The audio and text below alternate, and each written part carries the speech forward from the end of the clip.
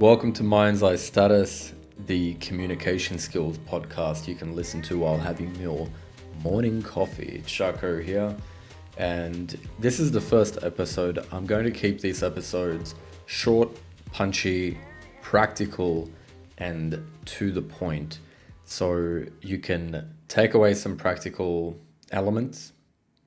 There's no script. I have years of experience teaching and coaching communication skills. And in this episode today, we're going to be talking about the dark side of improving your communication skills, the reality rather. And of course, that's a clickbaity line, but let's get into it. I recently moved to Dubai with my wife, and we've been here just over a month. And last week, I decided to host a networking event. I posted a story on my Instagram inviting some people, and we had a decent turnout. About 10, 11 people showed up. Now, during that event, the conversations were engaging, they were fun and very enjoyable. And somebody asked me about my experience and how I ended up as a communication coach, which is a story I'll save for another podcast. But they asked a follow-up question, which I thought was really interesting and actually worth making a podcast about. They said, Shako, after years of developing your communication skills and confidence, does that mean that you don't feel nervous anymore when you do communicate? You don't feel anxiety at all? And I said, no, that's not what it means. In fact, the first pillar of communication that we teach in the program is called presence and energy. It relates to how present to the moment you are, how grounded you are in your energy. Now, in order to increase your level of presence, you need a heightened level of self-awareness and social awareness. That means you are becoming, with practice, increasingly aware of your habits, of your weaknesses, your flaws, your strengths, and of how other people respond to you as well. And that means anytime you get nervous, anytime you experience some social anxiety, for example, you become astutely aware, self-aware. So part of the process of improving your communication skills is not completely eliminating any fear, any nervousness, any anxiety. No, that is an outcome of the progress, of the process.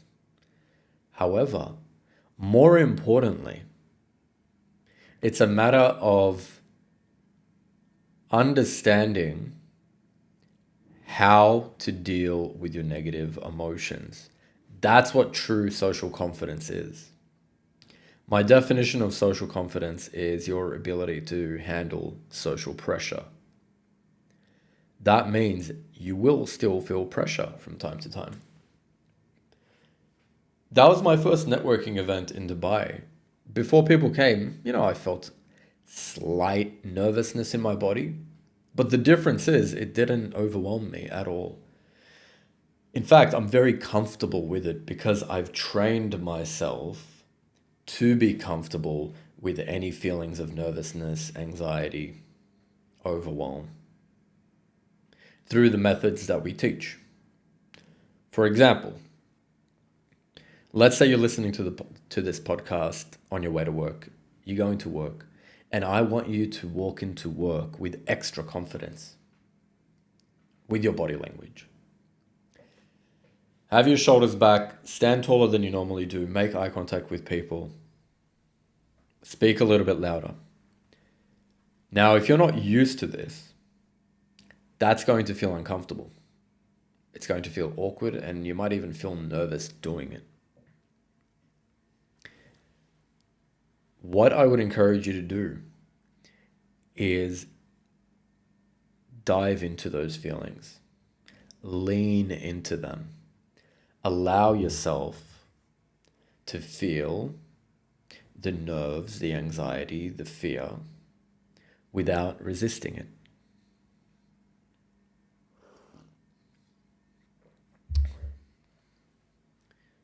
Allow yourself to feel without resisting it again.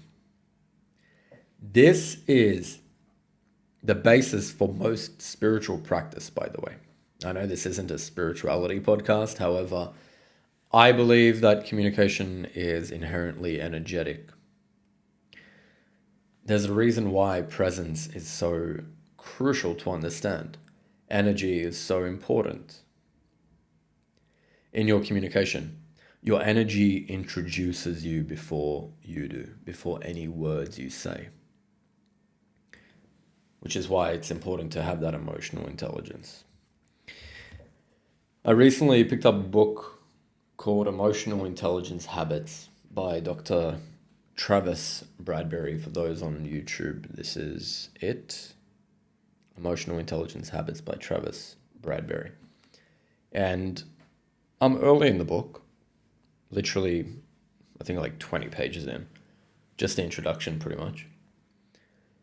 And the more I study and learn about emotional intelligence, the more I realize how crucial it is to have emotional intelligence, to have high EQ, if you want to succeed in your communication, if you want to be a confident communicator, if you want to have lasting, healthy, and thriving relationships.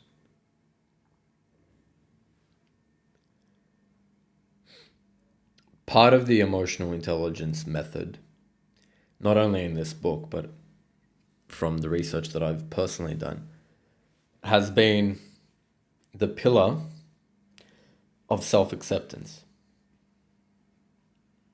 Even Dr. Nathaniel Branden, psychologist who wrote an amazing book on self-esteem, The 6 Pillars of Self-Esteem, one of the pillars is the pillar of self-acceptance. So going back to that point, when that person asked me, does that mean you don't feel nervous anymore, being a communication coach? No, I do feel nervous. However, now I accept myself even when I do feel nervous. That's real confidence, in my opinion. That's not just a testament to myself. I'm not, patting myself on the back here. For those listening, be okay with not feeling okay. Be okay with realizing that you may feel nervous. You may feel anxious from time to time. If you're proactively, like my clients, for example, they are proactively improving their communication skills. Now, if that's the case, they will come across resistance, and they do. For example, people might challenge them. You speak a little bit different. You hold yourself a little bit differently. Or maybe they're in a meeting and they actually speak up rather than staying silent this time. Some feelings of resistance, of nervousness will come up. In those moments, we train to breathe and be okay with it. Being okay with your negative emotions is a fundamental part of your transformational journey. Remember that. Anyway, we will wrap it up there.